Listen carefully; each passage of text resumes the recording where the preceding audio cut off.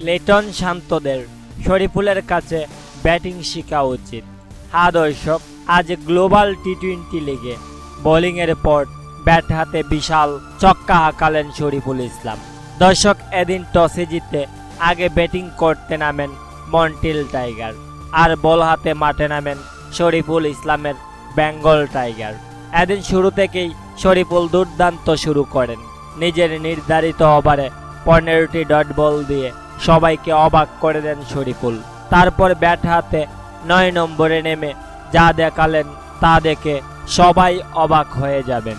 এদিন শরীফুল ইসলাম 8 উইকেট পড়ার পর ব্যাট হাতে মাঠে নামেন, আর ব্যাট হাতে মাঠে নেমেই প্রথম বলেই বিশাল এক ছক্কা হাঁকান, যা ছিল প্রায় 100 মিটারের বিশাল ছক্কা। তবে এদিন আর ওভার না থাকায় বেশি সময় ব্যাটিং করতে পারেননি শরীফুল ইসলাম। মাত্র 4 বল খেলে 8 রান করেছেন এদিন।